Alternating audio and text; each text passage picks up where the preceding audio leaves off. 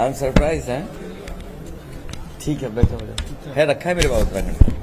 सम्मानित हाँ ठीक है। मीडिया पत्रकार भाइयों, आज समाजवादी पार्टी के राष्ट्रीय अध्यक्ष माननीय श्री अखिलेश यादव जी आज घोषणा पत्र जारी कर रहे हैं। उसके पहले उत्तराखंड के मतदाताओं के नाम समाजवादी पार्टी के राष्ट्रीय अध्यक्ष माननीय श्री अखिलेश यादव द्वारा अपील की गई है और वो अपील इसमें समाजवादी पार्टी उत्तराखंड को मॉडल प्रदेश बनाने के लिए विजन डॉक्यूमेंट भी है। अब मैं माननीय राष्ट्रीय अध्यक्ष जी से अनुरोध करूंगा कि आपके सामने बात रखिए।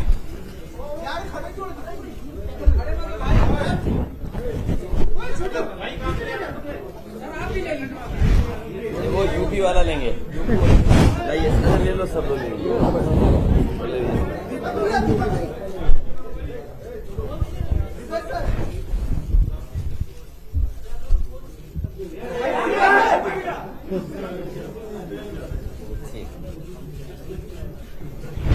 यूपी का बोल देना बस, ठीक है।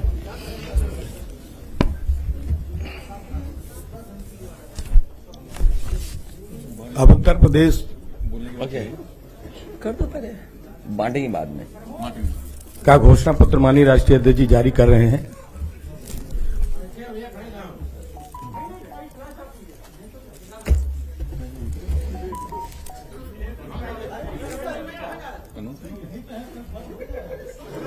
आइए आइए,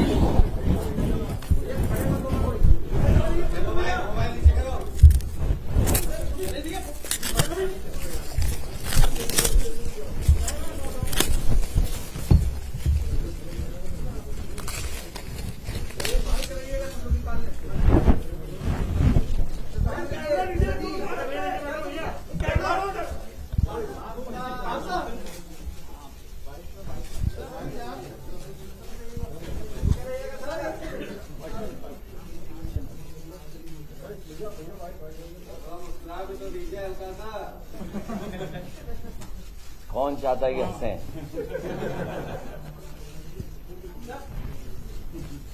नहीं, सीरियस बात है तो सीरियस रहना जरूरी है। हाँ, ये सीरियस डॉक्यूमेंट है, उसमें अगले 5 साल फोटो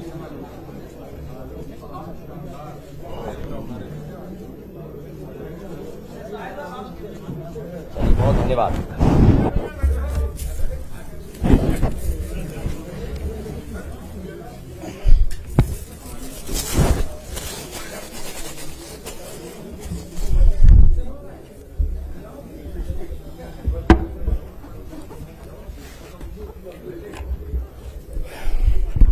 मैं अपने सभी पत्रकार साथियों का धन्यवाद देना चाहता हूं। सुबह से लगातार आपसे बातचीत हो रही है। पहले आदरणीय ममता बनर्जी जी साथ थी उस समय, तब भी लंबे समय तक आपसे बातचीत हुई है। और आज क्योंकि चुनाव का आखिरी दिन है, फर्स्ट फेज के प्रचार का आखिरी दिन है और 5 बजे से पहले हमें अपना घोषणा पत्र भी जारी करना है। मुझे याद है कि जब 2012 का समाजवादी पार्टी ने घोषणा पत्र जनता के बीच में रखा था और सरकार बनने के बाद उस समय जो जो चीजें घोषणा पत्र में थीं, किस विभाग से वो पूरी हो सकती हैं, बाकायदा हर प्रमुख सचिव को चीफ सेक्रेटरी के माध्यम से भेज करके और माननीय मंत्री जितने भी थे उनकी जानकारी में ला करके घोषणा पत्र को लागू करने का काम किया गया था। 12 से 17 में कई ऐसी चीजें जो घोषणा पत्र में शामिल नहीं थीं, उसके बावजूद भी समाजवादी पार्टी ने काम कर करके दिखाया और बड़े बड़े काम करके दिखाए। आने वाले समय में उत्तर प्रदेश को खुशहाली, विकास और तरक्की के रास्ते पे ले जाने के लिए समाजवादी पार्टी ने अपना मैनिफेस्टो बनाया है, जो सत्य वचन और अटूट वादा करके हम लोग जनता के बीच में जा रहे हैं। समाजवादी पार्टी ने जब कभी भी जनता के बीच में जो वादे किए होंगे, सरकार बनने पर उनको पूरा किया गया है। इसलिए बहुत बड़ा ये डॉक्यूमेंट है, मैं पूरा नहीं पढ़ पाऊंगा। अपनी प्रेस कॉन्फ्रेंस खत्म होने के बाद ये पूरा का पूरा मैनिफेस्टो आपके हाथ में दे दिया जाएगा। कुछ जरूरी जो चीजें हैं वो मैं पढ़ करके आपको सुनाना चाहता हूं, जो बहुत ही जरूरी हैं। उनको मैं शुरुआती समय से ही पढ़ना चाहूंगा। समय समय पर कई घोषणाएं की गई हैं, वो तो शामिल होंगी, वो हैं हमारे इस डॉक्यूमेंट में, लेकिन कुछ पॉइंट मैं आपके सामने रख रहा हूं और डिटेल में वो सब बिंदु इस बड़ी किताब में हैं। सबसे पहले मैं उत्तर प्रदेश के किसानों और उत्तर प्रदेश की जनता के सामने अपने सत्य वचन और अटूट वादा करके मैनिफेस्टो जो लेकर के आए उसकी बातें रख रहा हूं। पहला बिंदु यह है कि सभी फसलों के लिए एमएसपी प्रदान की जाएगी और गन्ना किसानों को 15 दिन में उनका भुगतान सुनिश्चित किया जाएगा। इसके लिए अगर फार्मर्स कॉर्पस फंड भी बनाना पड़ेगा तो बनाया जाएगा। सभी किसानों को 4 साल के भीतर यानी 2025 तक कर्ज मुक्त बनाया जाएगा। ऋण मुक्ति कानून बनाकर के अत्यंत गरीब किसानों को लाभ पहुंचाया जाएगा। सभी लघु एवं सीमांत किसान जिनके पास 2 एकड़ से कम जमीन है, उन्हें 2 बोरी डीएपी एवं 5 बोरी यूरिया मुफ्त दी जाएगी। सभी किसानों को सिंचाई के लिए मुफ्त बिजली, ब्याज मुक्त लोन, बीमा एवं पेंशन की व्यवस्था की जाएगी। किसान आंदोलन के दौरान शहीद हुए किसानों के परिजनों को 25 लाख रुपए की आर्थिक मदद दी जाएगी और उनकी याद में किसान स्मारक भी बनाया जाएगा। महंगाई पर बार, चौथा बिंदु, सभी बीपीएल परिवारों को प्रति वर्ष 2 एलपीजी सिलेंडर मुफ्त में दिया जाएगा। सभी दो पहिया वाहन मालिकों को प्रति माह 1 लीटर पेट्रोल एवं ऑटो रिक्शा चालकों को प्रति माह 3 लीटर पेट्रोल एवं 6 किलो सीएनजी मुफ्त प्रदान की जाएगी। Urban employment guarantee act MNREGA की तर्ज पर बनाया जाएगा। समाजवादी पार्टी सरकार आईटी सेक्टर की समीक्षा कर उसे पुनर्जीवित और प्रोत्साहित करने ताकि सेक्टर विकास के इंजन के रूप में कार्य कर 22 लाख लोगों को रोजगार दे सके। महिलाओं को सरकारी नौकरियों में 33% आरक्षण पुलिस समेत सभी सरकारी नौकरियों में प्रदान किया जाएगा। इस व्यवस्था के अंतर्गत सभी वर्गों सामान्य, ईडब्ल्यूएस, एससी एवं एसटी की महिलाओं को शामिल होंगी। वुमेन पावर लाइन 1090 को दोबारा मजबूत किया जाएगा। 1090 के अंतर्गत ईमेल, व्हाट्सएप के जरिए एफआईआर की व्यवस्था की जाएगी। 1090 ऐप में क्राइम ट्रैकिंग, रेजोल्यूशन एवं इन्वेस्टिगेशन की व्यवस्था की जाएगी। लड़कियों की शिक्षा को केजी से लेकर के पीजी तक मुफ्त किया जाएगा। कन्या विद्याधन योजना को दोबारा शुरू किया जाएगा। इसके अंतर्गत 12वीं पास करने के उपरांत लड़कियों को 36,000 की एक मुश्त राशि दी जाएगी। 10वां पॉइंट, समाजवादी पेंशन योजना को पुनः शुरू किया जाएगा। इसके अंतर्गत वृद्धों, जरूरतमंद महिलाओं एवं बीपीएल परिवारों को प्रति वर्ष 18,000 रुपए पेंशन दिया जाएगा। इस योजना का लाभ 1 करोड़ गरीब परिवारों तक पहुंचेगा। 11वां पॉइंट, समाजवादी कैंटीन एवं किराना स्टोर स्थापित किए जाएंगे, जहां गरीब, श्रमिकों, राजगिरों, बेघरों को सब्सिडी दर पर राशन एवं अन्य जरूरी वस्तुएं मिल सकेंगी। इन कैंटीनों में 10 रुपए में समाजवादी थाली की व्यवस्था की जाएगी। इस योजना का लक्ष्य राज्य से भूख की समस्या को मिटाना है। 12वां पॉइंट, डायल 1890 मजदूर पावर लाइन की स्थापना की जाएगी। यह राज्य के भीतर एवं बाहर कार्यरत प्रवासी श्रमिकों मजदूरों की समस्याओं का निदान करेगी। 13वां पॉइंट, कारीगरों एवं श्रमिक पेंशन 18,000 रुपए सालाना की दर से बुनकरों, जरदोजी, कारीगर, बढ़ई, कुम्हार, नाविक, मोची, दर्जी एवं अन्य असंगठित क्षेत्र के श्रमिकों की मदद की जाएगी।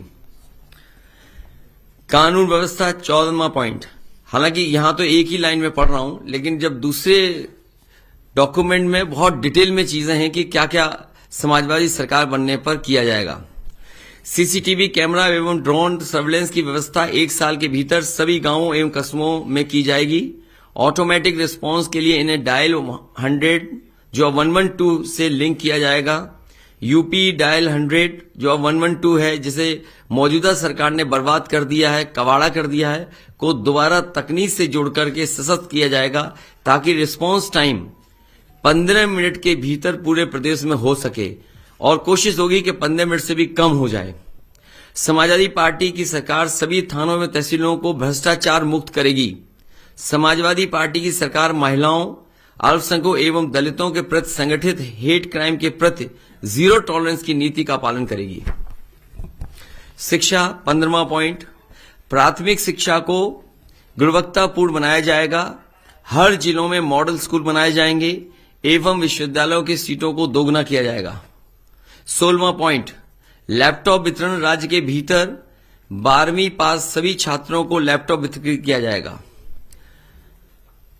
स्वास्थ्य सेवा 17वां पॉइंट, कैशलेस स्वास्थ्य सर्विस द्वारा सभी गरीबों को उच्च कोटि की स्वास्थ्य सेवा प्रदान की जाएगी। हेल्थ सेक्टर के मौजूद बजट की समीक्षा कर इसे वर्तमान से 3 गुना ज्यादा किया जाएगा। यह राज्य के बजट का लगभग 10% होगा। इसकी मदद से सार्वजनिक स्वास्थ्य प्रणाली को बेहतर किया जाएगा। 18वां पॉइंट, एमएसएमई के लिए स्टेट माइक्रो फाइनेंस बैंक की स्थापना की जाएगी ताकि लघु उद्यमियों, कलाकारों व शिल्पकारों को आसान एवं बिना गारंटी के लोन दिया जा सके। सेंट्रल फैसिलिटेशन सेंटर के माध्यम से यूपी के सभी प्रमुख शहरों में ट्रेडिशनल एमएसएमई क्लस्टर की स्थापना की जाएगी। फ्लैट रेट बिजली की आपूर्ति, raw material bank, display mart और ई कॉमर्स युक्त मार्केटिंग सपोर्ट सिस्टम पर विशेष जोर दिया जाएगा। कारीगर बाजार की स्थापना की जाएगी। उद्योग 19th point, single roof clearance system. अभी तक तो ये होता था सिंगल विंडो क्लियरेंस सिस्टम, लेकिन वो कई बार उसके परिणाम अच्छे नहीं आए, इसलिए समाजवादी पार्टी ने तय किया सरकार बनने पर सिंगल रूफ क्लियरेंस सिस्टम सभी मौजूदा एवं नए उद्योगों के लिए बनाया जाएगा। ईज ऑफ डूइंग बिजनेस के लिए मोबाइल ऑफिस, ई ऑफिस की स्थापना की जाएगी। सार्वजनिक इंफ्रास्ट्रक्चर 20वां पॉइंट, 300 यूनिट बिजली मुफ्त, घरेलू इस्तेमाल की जाने वाली 300 यूनिट बिजली मुफ्त की जाएगी। समूचे प्रदेश में 24 घंटे बिजली आपूर्ति सुनिश्चित की जाएगी। सभी ग्रामीणों और आंतरिक सड़कों को आरसी से बनाया जाएगा। क्लीन ड्रिंकिंग वाटर मिशन, सभी गांवों एवं शहरों के स्वच्छ पेयजल की व्यवस्था को सुनिश्चित किया जाएगा। प्रदूषण की समस्या के निवारण के लिए युद्ध स्तर पर तैयारी की जाएगी एवं जिलेवार प्रबंधन किया जाएगा। फ्री वाईफाई जोन सभी गांव एवं शहरों में स्थापित किया जाएगा। शहरी आवास, शहरी विकास विशेषकर traffic management, drainage system, city forest, प्रदूषण नियंत्रण, वेस्ट मैनेजमेंट और ग्रीन टेक्नोलॉजी की व्यवस्था की जाएगी। हाउस टैक्स और प्रॉपर्टी टैक्स को युक्ति संगत बनाने के लिए एमनेस्ट स्कीम को लाया जाएगा। सरकारी कर्मचारियों का कल्याण 22वां पॉइंट, पुरानी पेंशन योजना को बहाल किया जाएगा। 2005 से पूर्व कर्मचारियों को मिलने वाली पुरानी पेंशन व्यवस्था लागू की जाएगी। क्योंकि ये 22 पॉइंट्स तो मैंने आपके सामने पढ़ दिए, इसके अलावा जो मैनिफेस्टो में चीजें हैं मैं केवल कुछ पढ़ना चाहता हूं आपके सामने। कृषि और ग्रामीण विकास में ग्रामीण अर्थव्यवस्था और बुनियादी ढांचा निवेश के लिए प्राथमिकताओं वाला सेक्टर होगा। वर्तमान बजट का 3 गुना या उत्तर प्रदेश के वार्षिक बजट का न्यूनतम 15% राशि यानी लगभग 1 लाख करोड़ रुपए इसके लिए आवंटित किया जाएगा। इसमें और भी बिंदु हैं लेकिन मैं वो नहीं पढ़ रहा हूं। किसान बाजार नेटवर्क का विस्तार किया जाएगा ताकि हमारे पास प्रत्येक 10 किलोमीटर के भीतर एक बाजार हो। सभी जिलों में किसान बाजार स्थापित किए जाएंगे ताकि किसान अपनी उपज सीधे उपभोक्ताओं को बेच सके। सभी मंडलों में स्थानीय फसलों के लिए विशिष्ट फूड प्रोसेसिंग क्लस्टर स्थापित किया जाएगा। उत्तर प्रदेश में 5 प्रमुख कृषि जलवायु क्षेत्रों में निर्यात उन्मुक्त फूड प्रोसेसिंग क्लस्टर स्थापित किया जाएगा।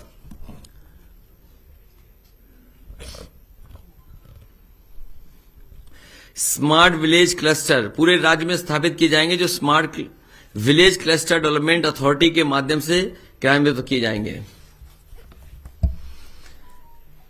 इरिगेशन, फुटप्रिंट ट्यूबवेल और नहर नेटवर्क के जरिए पूरे राज्य में सिंचाई सुविधा को 100% विस्तार किया जाएगा। कामधेनु योजना जो पिछली सरकार में शुरू हुई थी, इस सरकार में कामधेनु योजना को ठप कर दिया गया, बंद करा दी गई। इसलिए समाजवादी सरकार बनने के बाद कामधेनु योजना पशुपालन के लिए दोबारा शुरू की जाएगी। और साथ ही साथ पिछली बार यह तय किया गया था कि गाय के दूध के लिए अगर ज्यादा भी पैसा देना पड़े, 3 रुपए या 4 रुपए भी ज्यादा देना पड़ेगा, तो वो सरकार की तरफ से वो व्यवस्था की जाएगी। रूरल एग्रीकल्चर हब्स की उच्च स्तरीय तकनीक से लैस किया जाएगा। सभी प्रमुख एग्रो क्लाइमेटिक जोन से रिसर्च, जांच और ट्रेनिंग इंफ्रास्ट्रक्चर को स्थापित किया जाएगा।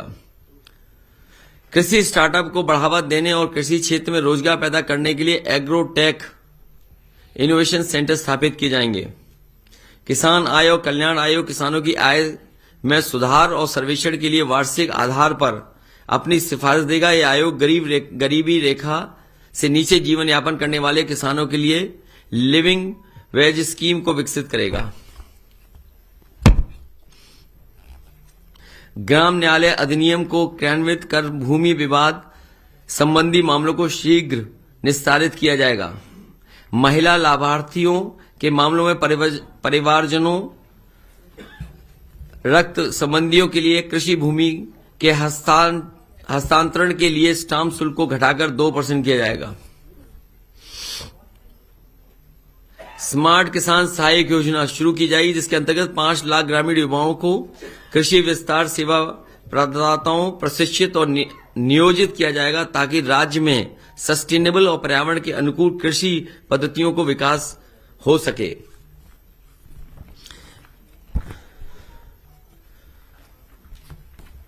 युवा और रोजगार, इसमें बहुत डिटेल में चीजें हैं।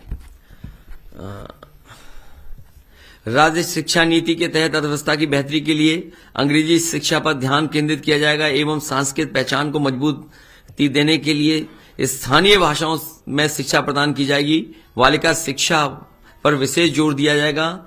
यूपी को 2027 तक 100% साक्षर राज्य बनाया जाएगा। सैनिक स्कूल सभी मंडलों में स्थापित किए जाएंगे। कौशल विकास, रोजगार और व्यक्तित्व विकास केंद्र सभी तहसील मुख्यालयों में खोले जाएंगे। विशेष रूप से लड़कियों के कौशल युक्त बनाया जाएगा। प्रति वर्ष 5 लाख युवाओं को कौशल विकास परियोजना प्रदान करने का लक्ष्य निर्धारित किया जाएगा।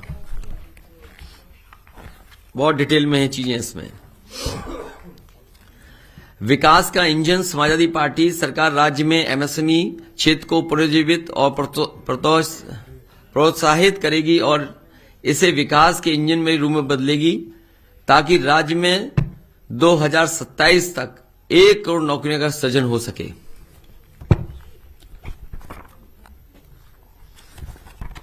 स्वास्थ्य और परिवार कल्याण में भी बहुत सी डिटेल चीजें हैं। सभी जिला अस्पतालों में सुविधाओं और सेवाओं का उच्चीकरण ताकि यूपी की सार्वजनिक स्वास्थ्य प्रणाली में लोगों को भरोसा बढ़ सके। और कई बार ये देखने को मिलता है कि जिला अस्पताल जो पुराने बने हुए थे, उन जिला अस्पतालों का इंफ्रास्ट्रक्चर उतना बेहतर नहीं है। इसलिए अगर पुराने जिला अस्पतालों को नए तरीके से बना करके भी तैयार करना पड़ेगा, तो समाजवादी सरकार बनने पर उन जिला अस्पतालों का उच्चीकरण किया जाएगा। सभी 18 मंडलों में सुपर स्पेशलिटी अस्पताल स्थापित किए जाएंगे। ग्रामीण क्षेत्रों में 5 क्षेत्रीय सुपर स्पेशलिटी अस्पताल स्थापित किए जाएंगे। सभी मंडल कस्बों में नर्सिंग और फार्मासिस्ट प्रशिक्षण संस्थान स्थापित किए जाएंगे। 108, 102 एम्बुलेंस नेटवर्क को उन्नत लाइफ सपोर्ट सिस्टम के साथ पुनर्जीवित और संवर्धित किया जाएगा।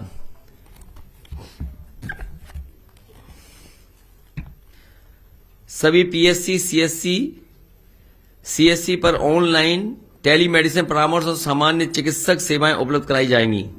108, 102 एम्बुलेंस नेटवर्क को आईटी आधारित तकनीक से अपग्रेड किया जाएगा ताकि रिस्पांस समय 15 मिनट से कम हो सके। इसमें नंबर ऑफ एम्बुलेंसेज बढ़ाई जाएंगी।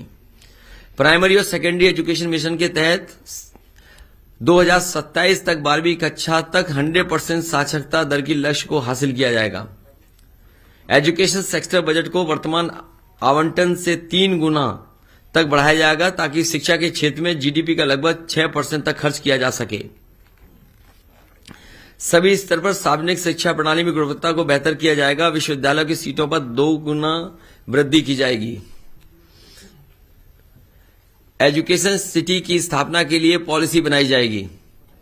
पर्यावरण शिक्षा सभी के लिए अनिवार्य। सभी प्राथमिक, माध्यमिक और उच्च शिक्षण संस्थानों में पर्यावरण शिक्षा को अनिवार्य किया जाएगा ताकि युवा पीढ़ी के मन में पर्यावरण संरक्षण के लिए जागरूकता पैदा हो सके। कौशल विकास, रोजगार और व्यक्तित्व विकास केंद्र सभी तहसील मुख्यालयों पर खोले जाएंगे। विशेष रूप से लड़कियों को कौशल युक्त बनाया जाएगा। प्रतिवर्ष 5 लाख युवाओं को, मैं पढ़ चुका हूं पहले भी। स्टेट एजुकेशन फंड एवं उच्च शिक्षा प्राप्त कर रहे छात्रों को रियायती छात्र ऋण प्रदान करने के लिए राज्य शिक्षा कोष बनाया जाएगा। ग्रामीण क्षेत्रों में 5 क्षेत्रीय विश्वविद्यालय स्थापित किए जाएंगे। प्रदेश की शिक्षा प्रणाली के सभी रिक्त पदों पर 1 वर्ष के भीतर नियुक्तियां की जाएंगी और अल्प अवधि एवं संविदा भर्ती व्यवस्था को बंद किया जाएगा। प्रदेश की शिक्षा प्रणाली के सभी रिक्त पदों पर 1 वर्ष के भीतर नियुक्तियों की जाएंगी और अल्प अवधि एवं संविदा भर्ती व्यवस्था को बंद किया जाएगा।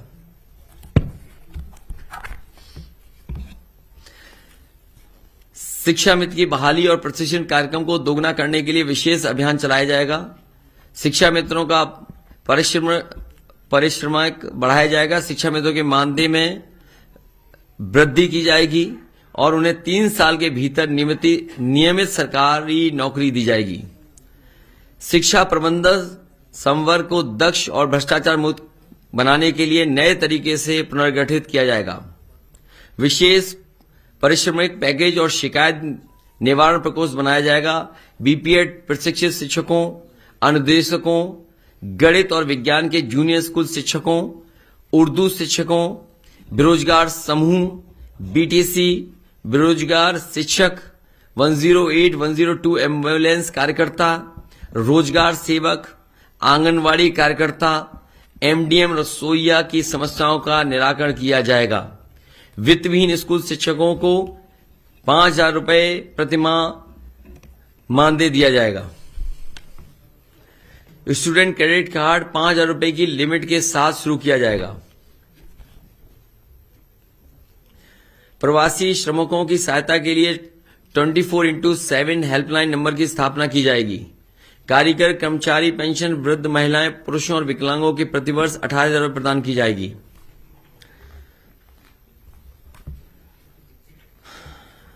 गेहूं, चावल, दाल और खाना पकाने के तेल के मुफ्त वितरण के लिए अंत्योदय योजना को दोबारा शुरू किया जाएगा।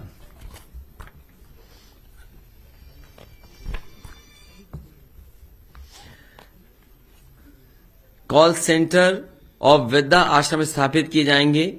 इन वृद्धाश्रमों को प्रशिक्षित प्रोफेशनल्स द्वारा संचालित किया जाएगा एवं रहने वाले नागरिकों को घर जैसी सुविधा प्रदान की जाएगी। लैपटॉप वितरण में लड़कियों को 50% प्रतिनिधित्व, राज्य भर से 12वीं कक्षा पास करने वाली बेटियों के लैपटॉप वितरण योजना में 50% प्रतिनिधित्व प्रदान किया जाएगा। महिला शिक्षिकाओं को उनकी पोस्टिंग के लिए विकल्प दिया जाएगा। हौसला पोषण मिशन, गर्भवती महिलाएं और कुपोषित बच्चों के लिए मिशन को दोबारा शुरू किया जाएगा। पुलिस बल में महिलाओं के लिए विशेष भर्ती अभियान, ताकि एक स्वतंत्र महिला पुलिस इकाई का निर्माण किया जा सके। पूरा का पूरा स्ट्रक्चरल चेंज, महिलाएं पुलिस बल में जो पुलिस का है पूरा का पूरा एकदम अलग से एक विंग बनाई जाएगी। यूपी पुलिस बल में महिलाओं को 33% प्रतिनिधित्व दिया जाएगा। 15,000 रुपए बीपीएल परिवारों की महिलाओं को प्रसव के समय दिया जाएगा।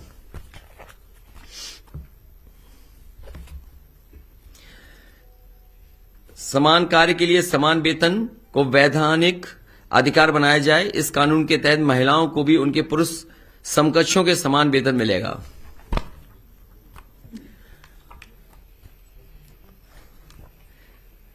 समाजवादी सरकार नौकरियों और आरक्षण की रक्षा के लिए राज्य के सार्वजनिक उपक्रमों में पुनर्गठन और पुनर्निवेश किया जाएगा। राज्य कानून व्यवस्था नीति 2022 के द्वारा मजबूत, उदार और उत्तरदायी पुलिस प्रणाली विकसित की जाएगी। यह अधिक मानवीय और जनता के अनुकूल वातावरण के उत्कर्ष पैदा करने पर विशेष जोर दिया जाएगा।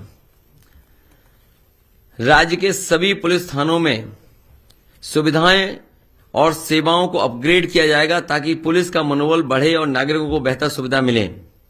साइबर क्राइम कंट्रोल के लिए सभी जिलों में साइबर यूनिट स्थापित की जाएगी। पुलिस बल में महिलाओं की भर्ती के लिए विशेष अभियान चलाया जाएगा, ताकि महिलाओं की स्वतंत्र वुमेन पुलिस यूनिट स्थापित की जा सके। इसमें कई और भी पॉइंट हैं कानून व्यवस्था को लेकर के।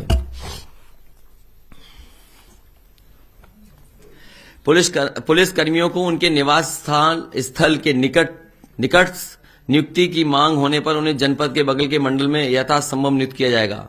मकान किराया भत्ता की समीक्षा की जाएगी। पुरानी पेंशन बहाल की जाएगी। सप्ताह में एक दिन सभी पुलिसकर्मियों को अवकाश सुनिश्चित करने की व्यवस्था की जाएगी। प्रमोशन के लिए खाली पड़े पदों पर तत्काल पदोन्नति की जाएगी। 112 की गाड़ियां बढ़ाएंगे, जिससे रिस्पांस टाइम और कम हो सके। 4-5 मिनट में ही पुलिस पहुंचना संभव हो। पुलिस लाइनों में जर्जर आवासों के स्थान पर नवीन भवनों का निर्माण अथवा मरम्मत की जाएगी। और भी डिटेल पॉइंट्स हैं इसके अंदर।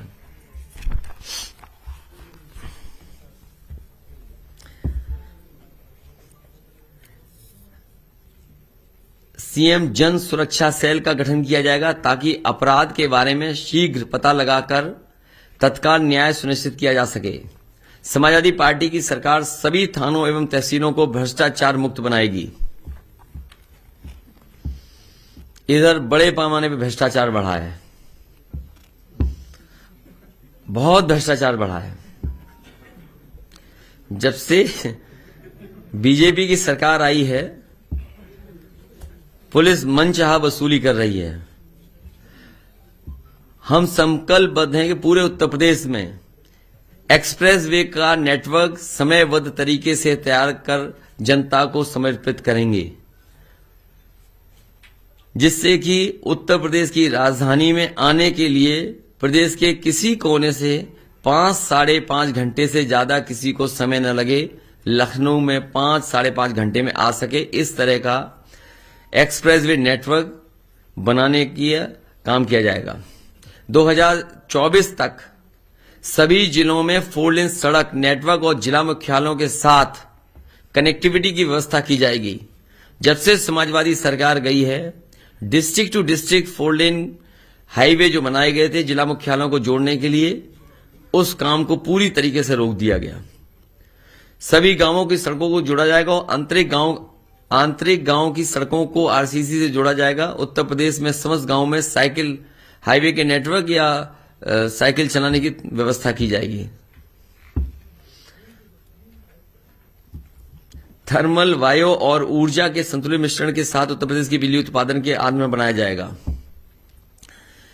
एग्रीकल्चर वेस्ट और सॉलिड वेस्ट से बिजली उत्पादन इकाइयों की स्थापना गांव के समूह में की जाएंगी ताकि किसान पराली जलाने से बच सके, जिससे वायु प्रदूषण को नियंत्रित करने के साथ ही ठोस अपशिष्ट का निपटान होगा और इससे उत्पन्न बिजली क्लस्टर समुदाय के लिए मुफ्त होगी। कई जगह उत्तर प्रदेश में पहले भी बनी, 2-3 जिलों में इस तरह का है जहां एग्रीकल्चर वेस्ट से और सॉलिड वेस्ट से बिजली बन रही है। इस सरकार ने जो उनकी मांग थी बिजली की दर वो भी कम कर दी, जितनी ईमानदारी से उन्हें चलाना चाहिए नहीं चला पा रहे हैं। समाजवादी सरकार बनेगी तो अलग से पॉलिसी ला करके कि किसानों के ऊपर संकट ना आए, इस तरह का काम करेगी सरकार, पराली वगैरह जलाने में या सॉलिड वेस्ट से बिजली बन सके। एमएसएमई नीति 2022 राज्य में ईज ऑफ डूइंग बिजनेस को बढ़ावा देगी और इंस्पेक्टर राज के उत्पीड़न को समाप्त कर अनुमतियां लाइसेंस के समयबद्ध ऑनलाइन नवीनीकरण का सुनिश्चित कराएगी। टाइम बाउंड सिंगल विंडो एवं सिंगल रूफ क्लियरेंस, इस नीति के तहत नई एवं पुरानी इकाइयों को सुनिश्चित किया जाएगा। औद्योगिक क्षेत्र की भूमि को एक मुफ्त भुगतान विकल्प के साथ फ्री होल्ड बनाया जाएगा। माइक्रो सेक्टर को रिक्लेफाइड किया जाएगा और एक विशेष माइक्रो एंटरप्राइज सेल बनाया जाएगा ताकि सूक्ष्म उद्यमों को अधिकतम लाभ पहुंचाया जा सके। हाईटेक स्पेशल एक्सपोर्ट जोन कृषि और हस्तशिल्प व्यवसायों को बढ़ावा देने के लिए आगरा लखनऊ एक्सप्रेसवे एवं पूर्वांचल एक्सप्रेसवे के किनारे स्थापित किया जाएगा। ग्रामीण औद्योगिक हब स्थानीय स्तर पर रोजगार सृजित कराने के लिए पिछड़े जिलों में विकसित किए जाएंगे। कांच अनुसंधान केंद्र स्थापित किया जाएगा ताकि स्थिति इकाइयों वैश्विक प्रौद्योगिकी के इनपुट मिल सके और निर्यात बाजार में सफलता हासिल कर सकें। फिरोजाबाद में ग्लास सिटी बनाई जाएगी, जिसमें अगर सरकार से भी सुविधा देने के लिए बिजली या और सुविधाएं देने की जरूरत पड़ेगी तो दी जाएगी, जिससे ग्लास सिटी वहां पर नई बन सके। स्वच्छ पेयजल मिशन 10 लाख से ऊपर की आबादी वाले सभी प्रमुख शहरों में 24/7 जल आपूर्ति को सुनिश्चित किया जाएगा। आगरा, इलाहाबाद, कानपुर और अन्य सभी प्रमुख शहरों में मेट्रो प्रोजेक्ट को साल 2024 तक परिचालित किया जाएगा। आगरा, इलाहाबाद, मुरादाबाद, बरेली, हिंडन, गाजियाबाद, मथुरा और वाराणसी में अंतर्राष्ट्रीय मानकों के हिसाब से रिवर फ्रंट डेवलपमेंट किया जाएगा। आगरा लखनऊ एक्सप्रेसवे और पूर्वांचल एक्सप्रेसवे पर 2 नई ग्रीन फील्ड टाउनशिप विकसित की जाएंगी। सभी के लिए किफायती आवास उपलब्ध कराया जाएगा। चैंपियन इंडस्ट्री राज्य भर में समान विकास के लिए हर संभाग में स्थापित की जाएगी।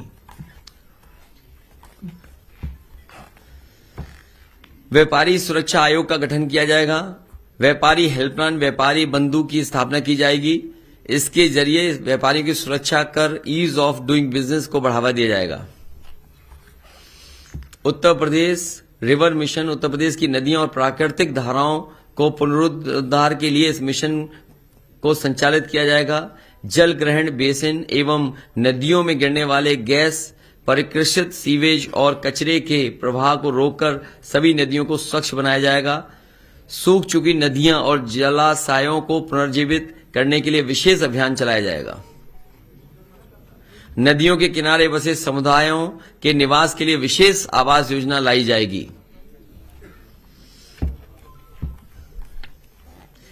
पर्यटन विकास राज्य सरकार की प्राथमिकताओं में शामिल किया जाएगा, क्योंकि इस क्षेत्र में रोजगार की अपार संभावना होती है।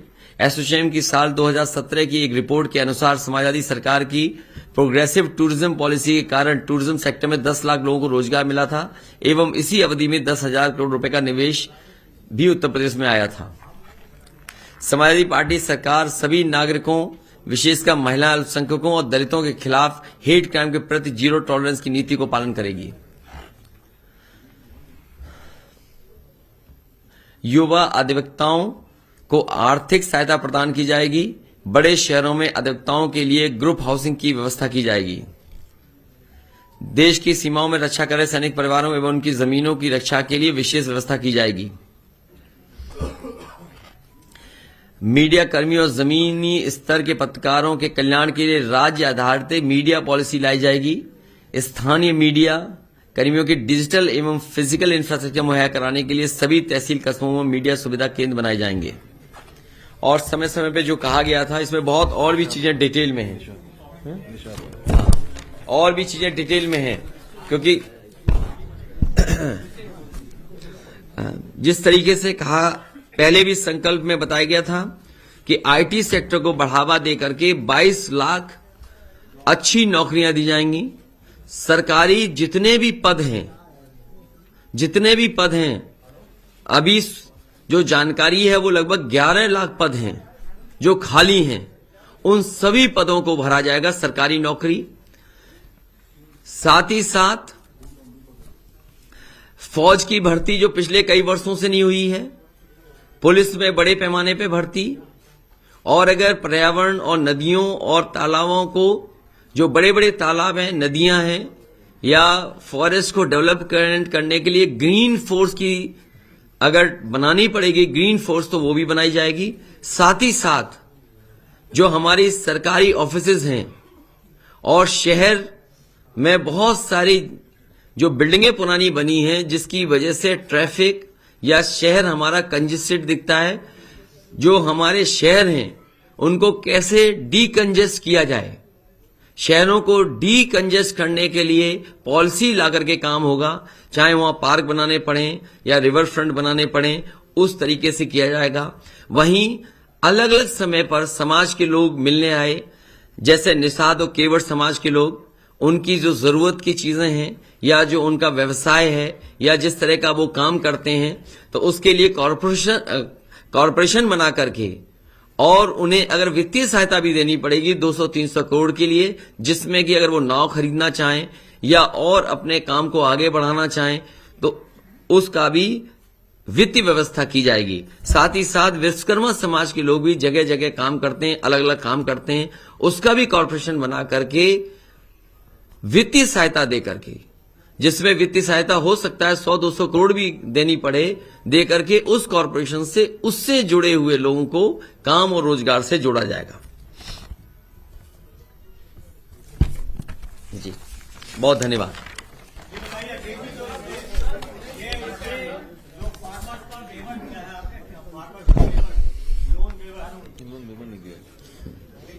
डेट रिलीफ एक्ट बनाएंगे और उसको स्ट्रक्चर करते रहेंगे 2-4 साल। हमारा ही घोषणा पत्र में है कि उनके ऊपर जो कर्ज होगा, उस कर्ज को कैसे खत्म किया जाए, उसके लिए पॉलिसी लेकर के आएंगे। क्योंकि अक्सर लोन लेते हैं किसान, फिर लोन आ जाता है, सरकार माफ करती है, फिर लोन ले लेती है। इसलिए एक पॉलिसी के तहत वो कर्ज मुक्त कैसे किसान रह सके, उस दिशा में काम करेंगे, डेट फ्री।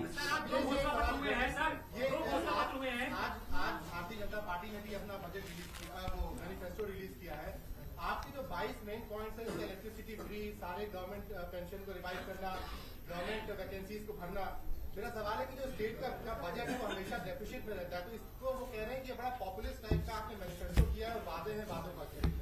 किसने कहा? बीजेपी के लोग कह रहे हैं कि ये बड़ा पॉपुलिस्ट बजट है। हमारा जो मैनिफेस्टो है, रियलिस्टिक मैनिफेस्टो है, और समाजवादी पार्टी का देखिए, पहले तो भारतीय जनता पार्टी का जो संकल्प पत्र है वो गल्प पत्र है, गल्प पत्र है। वो हिंदी के अच्छा शब्द इस्तेमाल कर दिया, मैंने भी आज ही सीखा है। जो केवल कोरी कल्पना करता है वो है कल्पत्र। यस, गल्प कोरी हाँ, इमेजिनरी, जो केवल दिखावा देता, धोखा कर देता है।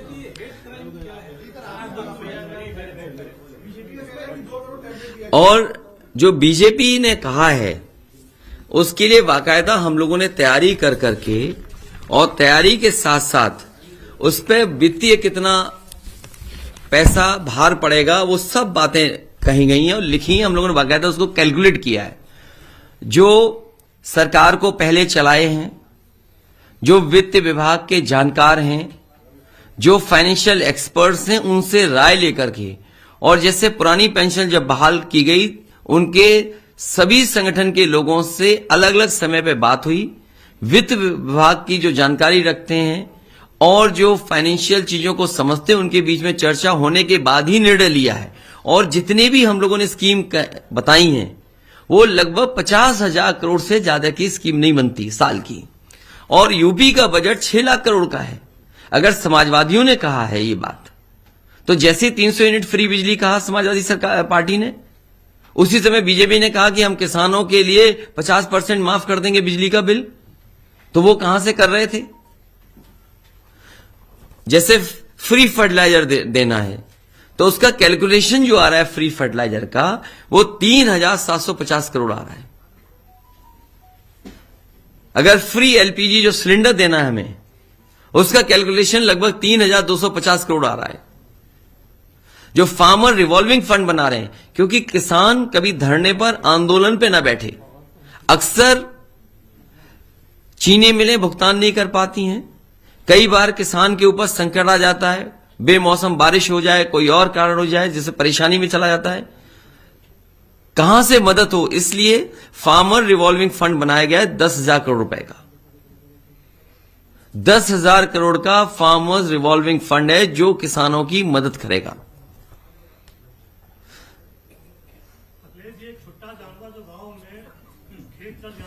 और समाजवादी कैंटीन के लिए भी बहुत ज्यादा खर्चा नहीं, 3,000 करोड़ साल का आएगा। उसके लिए पॉलिसी बनाएंगे जानवर के लिए। जहां ये अन्ना जानवर, छुट्टा जानवर और गाय सेवा के लिए और एक लोगों को हटाना भगाना। आज भी जब अखबार उठाकर के मैंने देखा तो एक वृद्ध जो बुजुर्ग थे, सांड से ने टक्कर मार दी, वो मर गए मैनपुरी में। आज ही खबर है। पूरे देश में उठा लो, अगर सांड की वजह से सबसे ज्यादा कहीं जान जा रही है तो उत्तर प्रदेश में जा रही है। तो मैंने याद करो क्या कहा था कि सांड की टक्कर से या सांड जो उनको मार दे, 5 लाख रुपए उस परिवार की मदद करेंगे। और साथ ही साथ गौ सेवा के लिए और जो गौशाला बनाई हैं उसको और बेहतर कैसे चला सकें, उसके लिए पॉलिसी लेकर के आएंगे।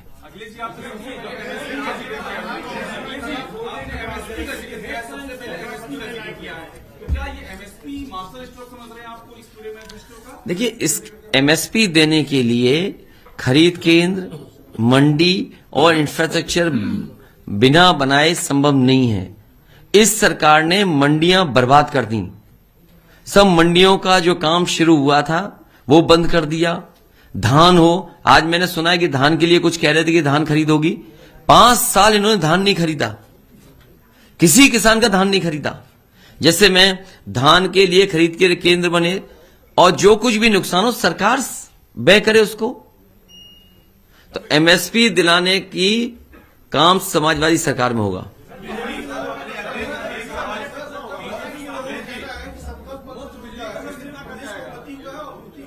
देखिए, उन्होंने पूरा किया नहीं, उन्होंने अपना संकल्प पत्र पूरा नहीं किया। आप सब जागरूक पत्रकार लोग हैं, आप सब समझदार हैं, आप उनका संकल्प पत्र उठाइए, आप देखिए कितना पूरा किया उन्होंने। और भारतीय जनता पार्टी को आज जब नया संकल्प पत्र ला रहे थे तो पिछले संकल्प पत्र के लिए कम से कम 2 मिनट मौन रखना चाहिए था।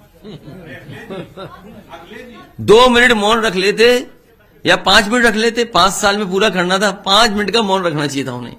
क्या उन्होंने पूरा ही नहीं किया?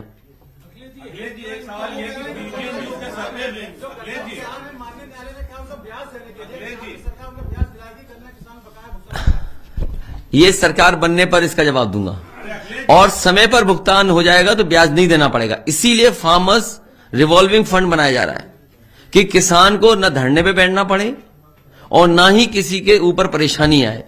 हमारा लक्ष्य यह है कि किसान का समय पर भुगतान हो जाए। जब समय पर भुगतान हो जाएगा तो इंटरेस्ट के सवाल ही नहीं है।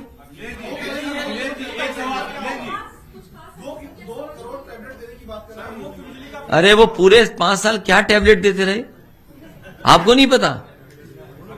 जिस सरकार ने अपने, इसीलिए मैंने कहा कि अपने संकल्प पत्र के लिए इन्हें कम से कम 5 मिनट मौन रखना चाहिए था, जो पूरा नहीं किया।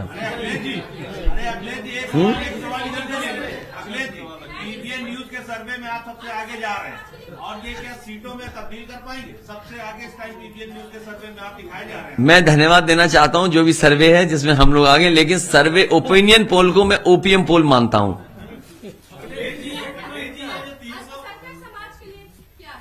इसमें आप पूरा पढ़ेंगी तो आप पाएंगी हर वर्ग के लिए है, और विशेषकर अल्पसंख्यक समाज के लिए भी है।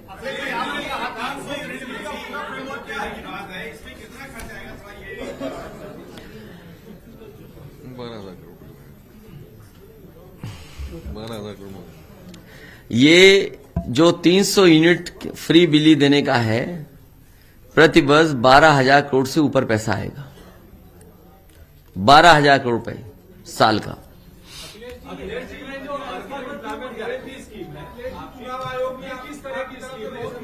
इसको डिटेल में पढ़ लेना, और मनरेगा की तरह, बिल्कुल मनरेगा की तरह।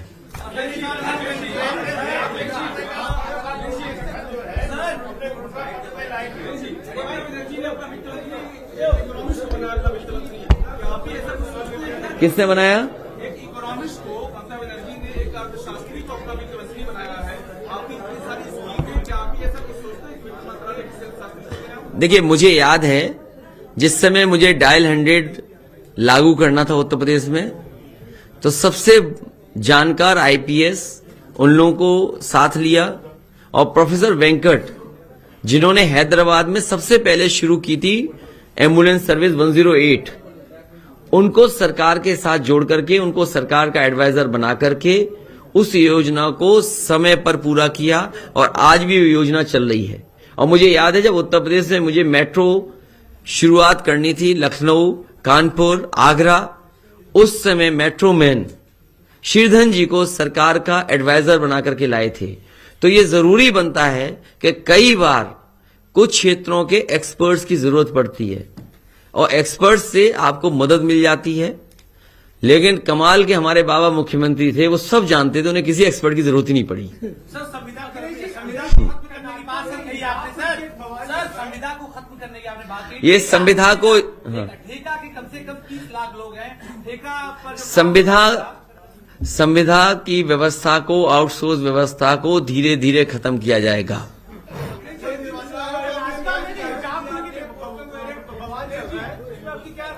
मैं अभी टीवी नहीं देख पाया, मुझे जानकारी नहीं है।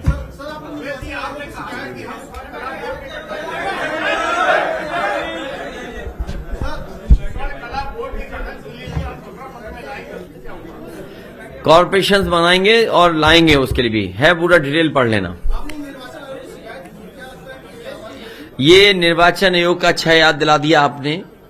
अभी कुछ दिन पहले एक वीडियो आया जहां एक विकलांग नौजवान से अधिकारियों ने वोट डलवा लिया, और उसके बाद अधिकारी लोग जो आए और पुलिस के लोग आए, उन्होंने समझाया कि अगर एक ही वोट तो पड़ा है, जब वीडियो है, हमारी शिकायत है, तो चुनाव आयोग ऐसे लोगों पे कार्रवाई क्यों नहीं कर रहा है?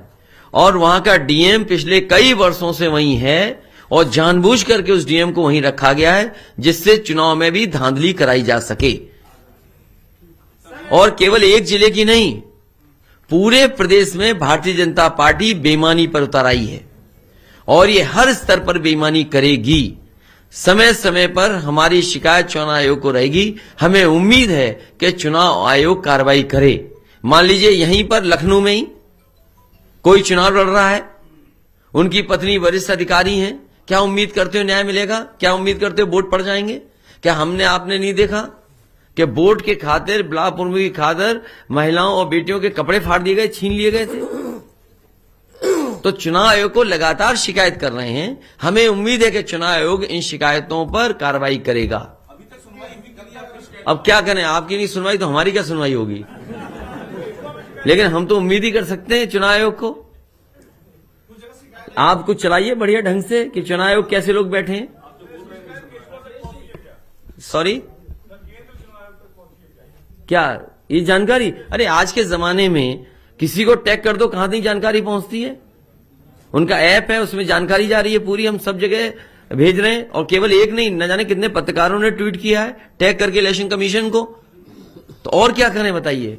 फिर क्या है डिजिटल इंडिया? फिर तो इसका मतलब बकवास है डिजिटल इंडिया। कोविड काल के दौरान इतनी मौतें हुई थी और उत्तर प्रदेश सरकार के मंत्री ने सदन में जवाब दिया कि ऑक्सीजन कमी के कारण कोई मौतें नहीं हुई। भारतीय जनता पार्टी से अच्छा झूठ को नहीं बोल सकता।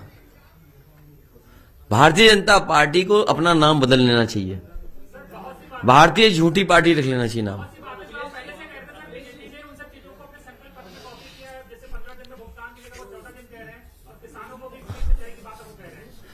इनका ट्रैक रिकॉर्ड क्या है?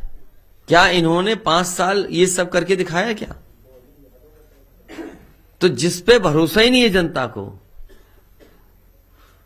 भरोसा समाजवादियों पे है। पुराना काम समाजवादियों का दिखाई दे रहा है, उस पर भरोसा जनता को है। ये मोटरसाइकिल वालों को 1 लीटर प्रति महीने, लोगों और वालों को 3 लीटर, इस योजना के बारे में क्या है? ये लगभग 500 करोड़ खर्च होगा। 1 लीटर पेट्रोल में क्या होगा? तो वापस कर दो, किसी और को दे देंगे, उस पर 2 लीटर हो जाएंगे। ये कौन सी बात हो गई? और साथ ही साथ साइकिल का कारखाना जो यूपी में बंद हो रहे हैं, उनके सहयोग के लिए अलग से मदद की जाएगी।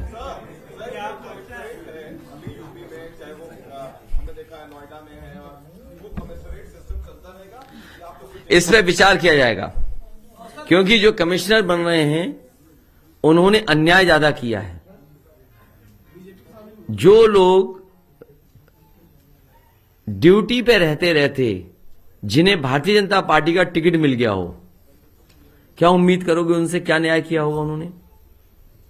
और पूरा भारतीय जनता पार्टी के कार्यकर्ता बनकर के चुनाव में काम किए हों, उन्हें कमिश्नर बना दिया गया हो, क्या उम्मीद करोगे जनता को न्याय दिलाएंगे? इसलिए इस पर विचार किया जाएगा।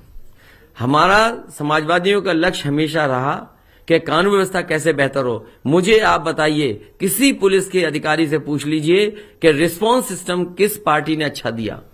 इन्होंने 5 साल के अंदर डायल 100 का केवल नाम बदला और बर्बाद कर दी वो योजना। अगर उसमें गाड़ियां बढ़ गई होती और उसको समय के हिसाब से और ट्रेनिंग या व्यवस्था अच्छी कर दी होती, तो आज बहुत अच्छी कानून व्यवस्था होती।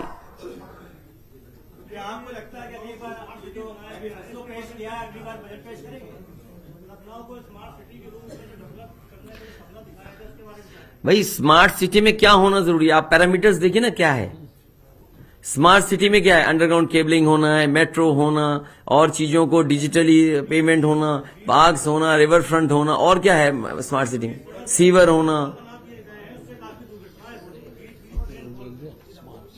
अब वो स्मार्ट उनका वही है स्मार्ट सिटी, जान लेने वाली स्मार्ट सिटी बता रहे हो ना आप, तो क्या कर सकते हैं? हटाइए सरकार को।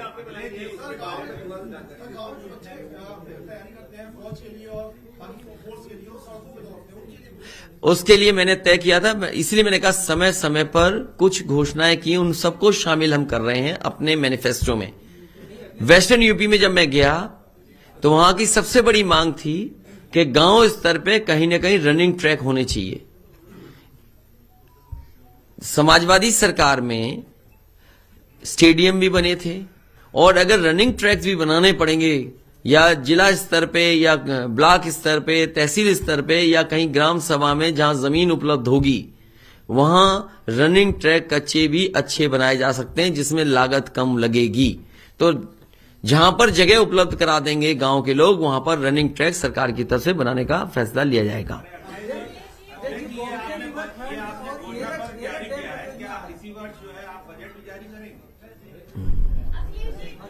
उम्मीद तो यही है।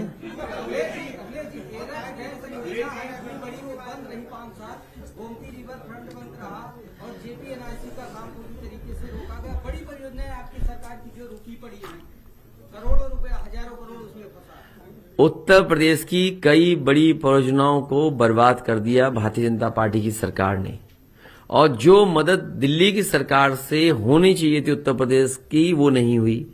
उदाहरण के लिए जितने भी उत्तर प्रदेश के एक्सप्रेसवे बन रहे हैं, क्या भारत सरकार ने कोई बजट की मदद की है? भारत सरकार ने अपने अपने प्रदेशों में तो अच्छे अच्छे एक्सप्रेसवे दिए हैं, बजट एनएचएआई का दिया है, लेकिन उत्तर प्रदेश जिसने 2 बार सरकार बनाई, उससे क्या भारत सरकार ने कोई एक्सप्रेसवे दिया? 1 लाख करोड़ का देश का बन रहा है एक्सप्रेसवे। हम ये जानना चाहते हैं कि बुंदेलखंड एक्सप्रेसवे, गंगा एक्सप्रेसवे या अन्य एक्सप्रेसवे जो उत्तर प्रदेश में बनने थे, उसमें क्या भारत सरकार ने मदद की है? जब भारत सरकार कोई मदद नहीं कर रही है, एनएचएआई का भी पैसा दूसरे प्रदेशों में जाते जा रहा है, आपके प्रदेश को नहीं मिल रहा। तो ये भेदभाव करने का काम भारत सरकार ने भी उत्तर प्रदेश के साथ किया है।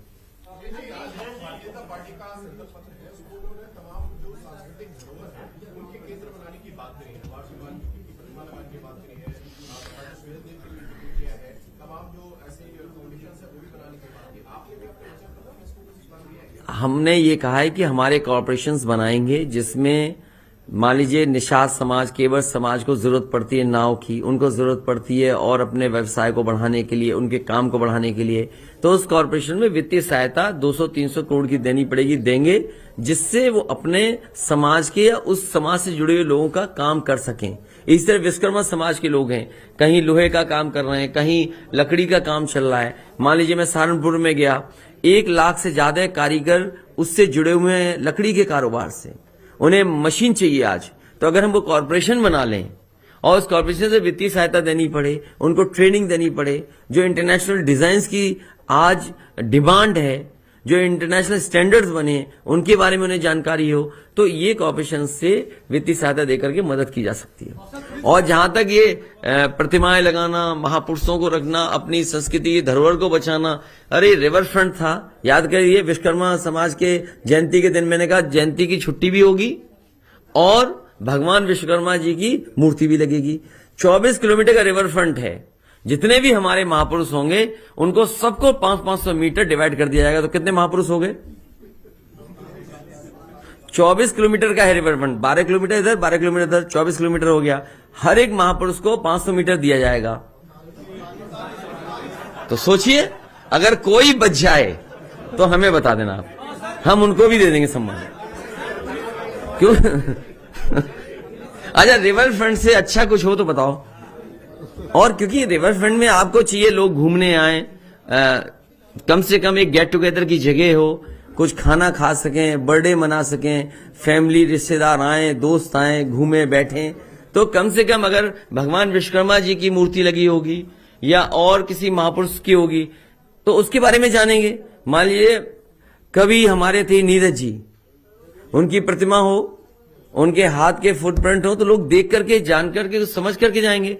तो हर महापुरुष को, क्योंकि हमारा गठबंधन ऐसा है जिसमें सब समाज के लोग हैं, तो 500-500 मीटर का रिवर फ्रंट हर महापुरुष के लिए आवंटित कर दिया जाएगा।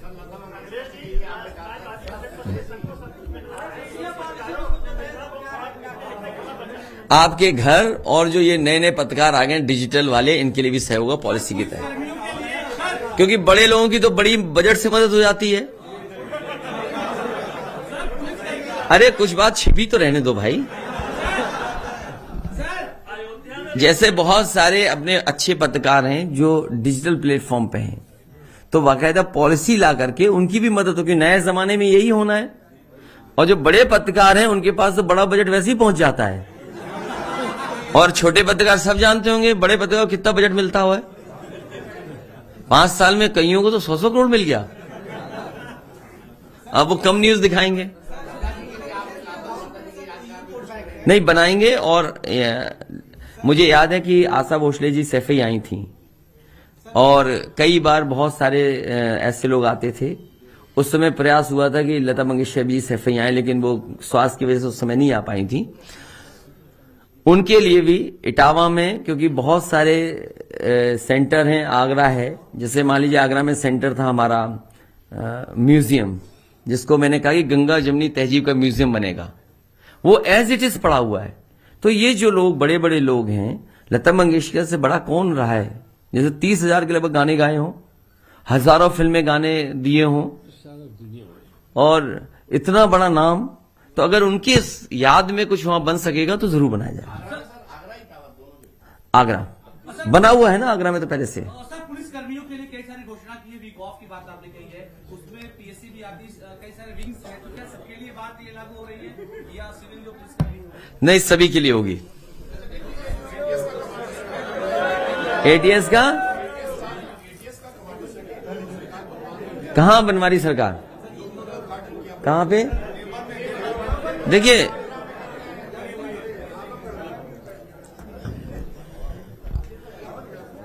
भारतीय जनता पार्टी से बड़ा झूठ कोई नहीं बोल सकता। छोटा नेता है, छोटा झूठ बोलता है, बड़ा नेता है, बड़ा झूठ बोलता है, सबसे बड़ा नेता है तो सबसे बड़ा झूठ बोलता है। ये जो कह रहे हैं एटीएस का सेंटर, इनसे पूछिए भारतीय जनता पार्टी के लोगों से कि जब बजट, सप्लीमेंट्री बजट सब पास हो गया, बजट में क्या बजट रखा था आपने? और फिर क्या बजट था आपका? एक, इन्होंने कहा मां शाकुंभरी देवी के लिए नाम से हम शक्तिपीठ के एक यूनिवर्सिटी बनाएंगे। क्या बजट था यूनिवर्सिटी में? क्या बजट दिया? एटीएस सेंटर के जो कमांडो सेंटर बनाना चाहते, क्या बजट दिया आपने? यूनिवर्सिटी मां शाकुंभरी बना रहे हैं आप, क्या बजट दिया उसमें? जब बजट ही नहीं दिया, और सबसे बड़ी बात आपको बता दें, दिल्ली का भी बजट पास हुआ है, क्या जो राशन फ्री बट रहा उसके लिए बजट रखा है क्या भारतीय जनता पार्टी ने? इसका मतलब यह है कि गरीबों को केवल वोट लेने के लिए राशन दिया जा रहा है। आप दिल्ली का बजट देखिए, क्या बजट जीरो है कि नहीं है उसमें? राशन बांटने के नहीं बजट, इसलिए उनकी बातों में मत आओ आप भी, वो केवल झूठ बोलते हैं। जो सरकार अभी तक जो बन रहे थे कई फॉरेंसिक लैब, तालेग्राम में 7 या 8 फ्लोर की बनी खड़ी है फॉरेंसिक लैब, 5 साल हो गए, बताइए, ऐसी खड़ी हुई है। झांसी का फॉरेंसिक लैब अभी तक नहीं चालू कर पाए। जो सरकार 100 नंबर जो अब 112 कर दिया, उसके टायर तक नहीं बदल पाए, वो क्या एटीएस सेंटर बनाएंगे? इसलिए झूठ बोल रहे हैं, झूठ नहीं। एटीएस सेंटर, एटीएस की बिल्डिंग किसने बनाई बताओ? हमारे धीमे से चुपचाप बोल दिया उन्होंने, बनाएंगे आप? तो मैं पूछना चाहता हूं कि लखनऊ में एटीएस की बिल्डिंग किसने बनाई? किसने बनाई बताओ? देवबंद नहीं, मैं कह रहा हूं लखनऊ की एटीएस बिल्डिंग किसने बनाई? आपने बनाई? तो बताओ दें जाके उन्हें, बाबा जी को। हैं?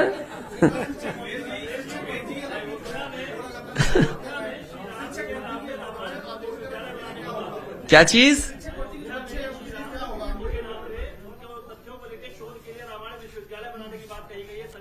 समाजवादी पार्टी जितने भी और मंदिर हैं वहां, और बाबा संत गुरु हैं जो समय समय पर हमें मिले हैं, उनके लिए अलग से ट्रस्ट या जो विभाग है धर्मार्थ, बजट दे करके उन मंदिरों को, उन बाबाओं के आश्रमों को सपोर्ट करने का काम करेंगे, चाहे हमें 1-1 करोड़ रुपए उन आश्रमों को देना पड़े। लड़कियों की जो मुफ्त जो शिक्षा की बात आपने कही है सर, पीजी तक की, केजी से पीजी तक की, उसमें जो बजट एलोकेशन होगा, कई सारी पढ़ाई है सर, इंजीनियरिंग भी, इसलिए फ्री होगा ना। पहले भी किया था समाज सरकार में, पहले भी कर रहे थे फ्री, फिर करेंगे फ्री। उन सभीयों का मैंने लिखा है, जितने बच्चे आंदोलन कर रहे थे, चाहे वो शिक्षा मित्र हों, बीएड वाले हों, टीटी वाले हों या रोजगार सेवक हों, उन सब की समस्या का समाधान समाजवादी सरकार में होगा। एक बड़ी समस्या रहती है सर, बच्चों जो प्राइवेट स्कूल होते हैं उसमें बार-बार किताबें खत्म हो जाती हैं, ड्रेस तमाम अपनी बहुत ज्यादा बढ़ा देते हैं। आम आदमी पार्टी ने फीस के लिए किया है, प्राइवेट स्कूल अपनी मनमानी फीस होते हैं, ड्रेस खरीदते हैं, एक्स्ट्रा चार्ज लगाते हैं। इस सरकार ने तो जो गरीब बच्चे प्राइवेट स्कूल में पढ़ने जा रहे थे, जिनको समाजवादी सरकार में सुविधा मिलती थी, पैसे मिलते थे, वो भी खत्म कर दी योजना। इस पर भी विचार करेंगे। मैनिफेस्टो में कोविड वालों सुप्रीम कोर्ट की जो गाइडलाइन है उस पे काम करेंगे।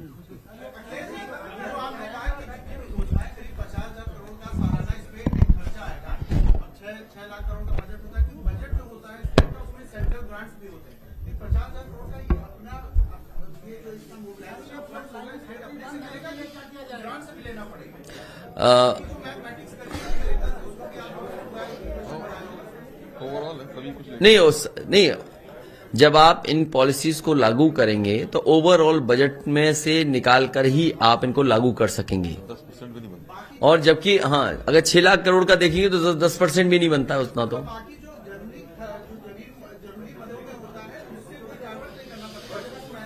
हाँ, मुश्किल है, कोई डाइवर्ट नहीं करना पड़ेगा उससे। मैं अभी फतेहाबाद गया था, नहीं एतमादपुर, वहां पर आलू को लेकर के बड़ी चिंता थी किसानों को कि कोल्ड स्टोर में आलू सड़ता है, आलू की कीमत नहीं मिल रही है। तो समाजवादी पार्टी ने और हम लोगों ने कहा कि जो एग्रीकल्चर प्रोफेसर चुनाव लड़ रहे हैं क्या कर सकते हैं। पहले जो मार्केट था, हमारा पत्रकार साथी ने बड़ा अच्छा सवाल पूछा है, लेकिन उसमें हमारी मदद ये करना कि जिस समय भारतीय जनता पार्टी की सरकार आई थी उस समय वोडका का शेयर मार्केट में क्या था, और आज जब भारतीय जनता पार्टी सरकार से बाहर जा रही तो वोडका का शेयर कितना हो गया है।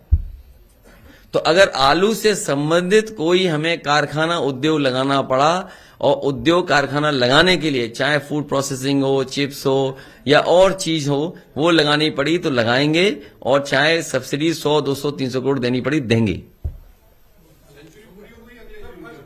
हाँ? हो गई? हाँ, हो जाएगी। उनकी तो बहुत अपराधी हैं उधर। उनसे बच के रहिए बस। जिला अस्पताल को आपने बेहतर करने के लिए कहा है। देखिए, वो इसीलिए मैंने कहा डीकंजेस्ट सिटी, या जो अस्पताल हैं, जो हमारे अस्पताल बने हैं जिला अस्पताल, वो बहुत ही खराब स्थिति में है। जो जिला अस्पताल है वो खराब स्थिति में, जगह बहुत है उनके पास, लेकिन जिस समय बने थे उस समय मानक अलग थे, उस समय इतना अच्छा इंफ्रास्ट्रक्चर नहीं बन पाया था। तो इस बार समाजवादी सरकार बनेगी तो जिला अस्पतालों को भी नया इंफ्रास्ट्रक्चर तैयार करेंगे, जिससे वहां पर सुविधाएं गरीबों को सब मिल सकें। और साथ ही साथ जो एडमिनिस्ट्रेटिव ऑफिसेज हैं हमारी, जहां पर प्रशासनिक भवन है, एक ऑफिस यहां, एक यहां है, फिर एक वहां है, और सब जर्जर हैं। जो गरीब आते हैं, न उन्हें बैठने की जगह है, न उनको पानी पीने की जगह है, न शौचालय अच्छे हैं। तो कम से कम गरीब जो वहां अपनी काम के लिए आता है, सुनवाई के लिए आता है, उसके लिए एक प्रॉपर जगह हो। अधिकारियों ने तो अपने लिए बना लिया अच्छा सब कुछ, लेकिन जो आ रहा है गरीब दूर से चल करके 30 किलोमीटर 40 किलोमीटर, उसको बैठने की सुविधा नहीं है। पहले इस ऑफिस में जाए, फिर उस ऑफिस में जाए, फिर उस ऑफिस में जाए। तो एक जगह ला करके, क्योंकि अगर आप देखेंगे जिला मुख्यालय जगह बहुत है, पर्याप्त जगह है। मैं कई जिलों को जानता हूं, देखा है मैंने, जगह पर्याप्त है। जैसे लखनऊ में बनाया पुलिस हेडक्वार्टर, अगर आप जाएं उस हेडक्वार्टर में तो आप देखेंगे एक जगह सब सुविधाएं हैं और वर्ल्ड क्लास बना हुआ स्ट्रक्चर है।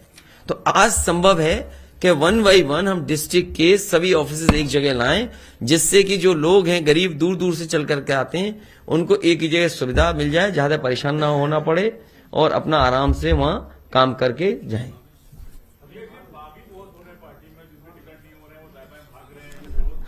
तो जिनको अब भाई क्या कर सकते हैं उसके लिए, कोई नहीं कर सकता। अगर हम आज लाना चाहें तो भाजपा के भी भाग के आ रहे हैं, अभी भी तैयार हैं।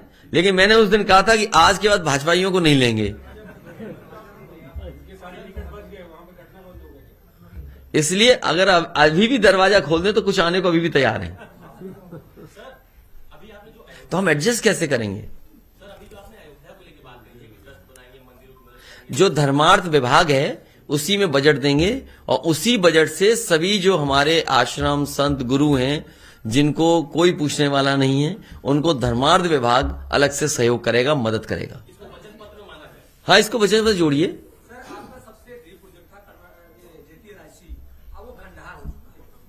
आधुनिक खंडर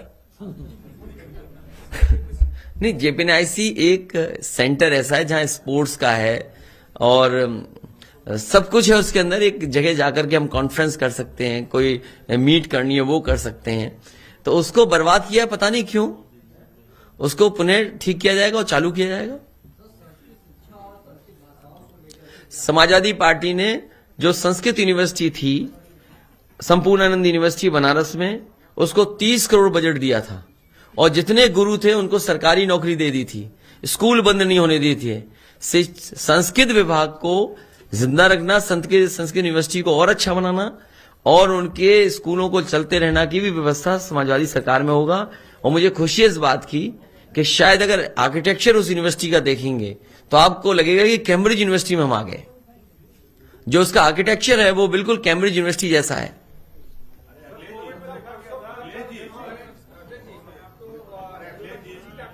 हैं? पहले चरण में भारतीय जनता पार्टी का सफाया होने जा रहा है, पूरी तरीके से सफाया। और पहले चरण से सफाया होते होते आखिरी तक सफाया होगा। किनसे? ये पेगासस आप पे भी है? वो क्या सॉफ्टवेयर है? पेगासस आप पे भी है? ये हमारे पत्रकार सारी पेगासस है सॉफ्टवेयर।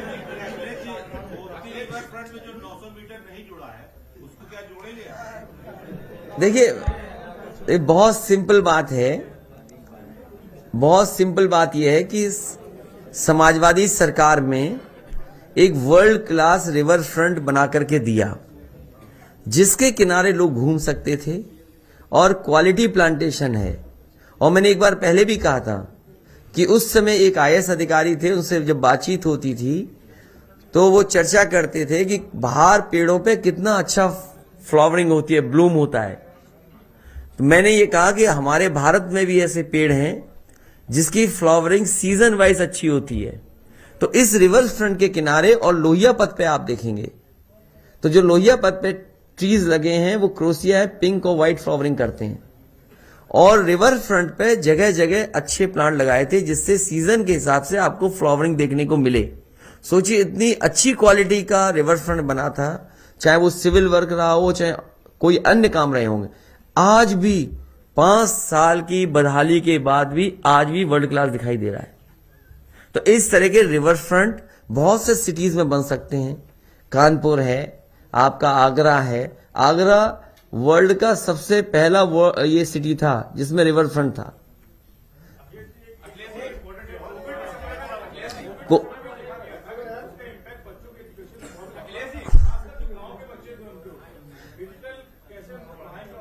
ये बर्बाद कर दी है शिक्षा व्यवस्था।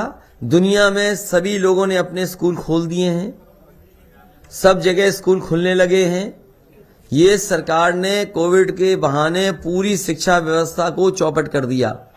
अब पुनः शुरू करना पड़ेगा अच्छी तरीके से। मेरा सवाल ये था कि आपने जो तमाम घोषणाएं की हैं उनका एक्शन प्लान भी बताया है कि कैसे लागू करेंगे, उसकी बजट की क्या व्यवस्था होगी। ये जो ओल्ड पेंशन स्कीम है इसको भी आपने कहा है कि हम दोबारा बहाल करेंगे। तो 2005 के बाद बड़े पैमाने पे NPS कटे हैं और ये 12-13 साल का 11 लाख कर्मचारियों का लंबा बैकलॉग होगा। तो इसका मैनेजमेंट कैसे करेंगे, इसका एक्शन प्लान? इसके पे भी चर्चा हुई है और बजट से कॉर्पस फंड बना करके दिया जाएगा।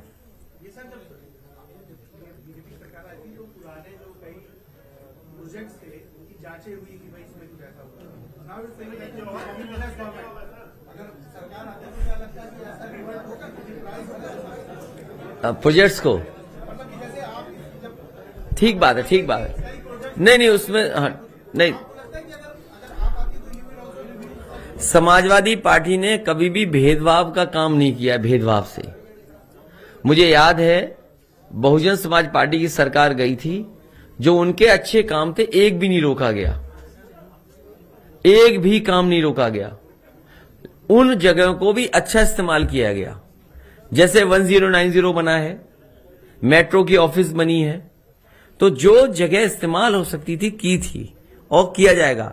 समाजवादी पार्टी भारतीय जनता पार्टी जैसी झूठी पार्टी नहीं है जो जांच कराए, न जाने क्या क्या अफवाह फैलवाए, संस्थाओं को लगा दे पीछे।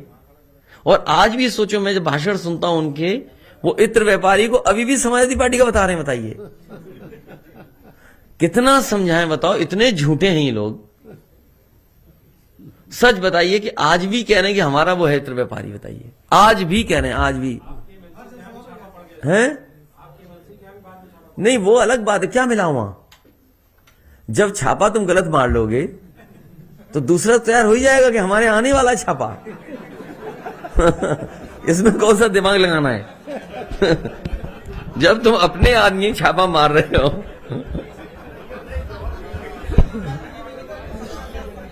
और कुछ भी नहीं रहा, वो पुराने बिजनेसमैन है भाई, आज के बिजनेसमैन थोड़ी हैं।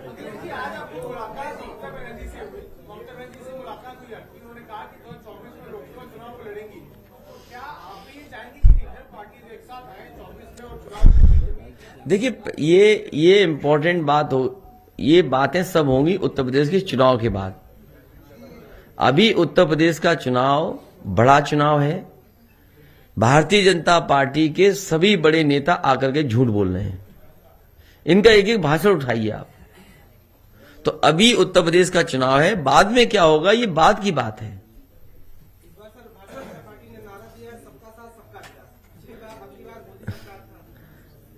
सबका विनाश,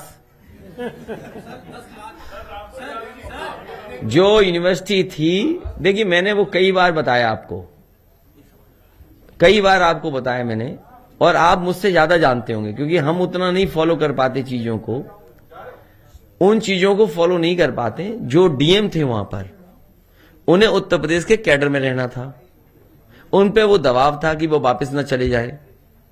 उनसे सरकार ने कहा कि झूठा फंसाइए, उसमें बीजेपी कांग्रेस एक होकर के उनके खिलाफ साजिश की, और जिसका परिणाम ये हुआ कि उन्हें इतनी परेशानी में आना पड़ा, न केवल उन्हें, उनके परिवार को।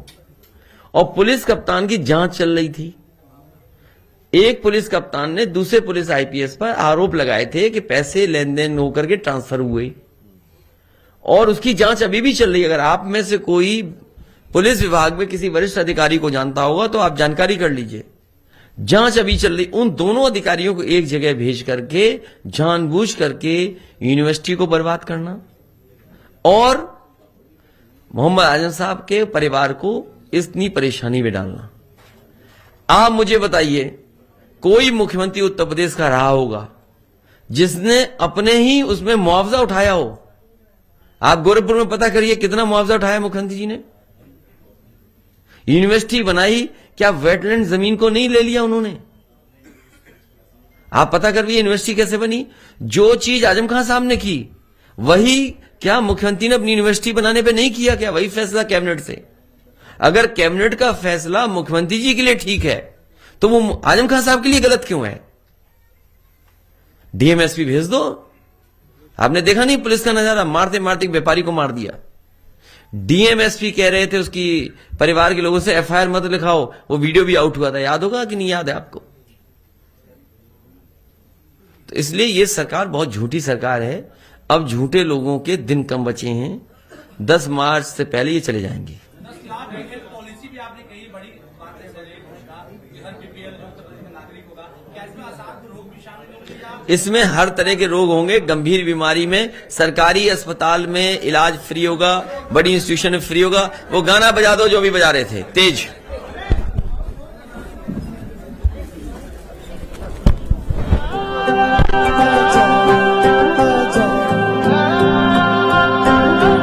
से भीगी अखियां तू अब आ जा।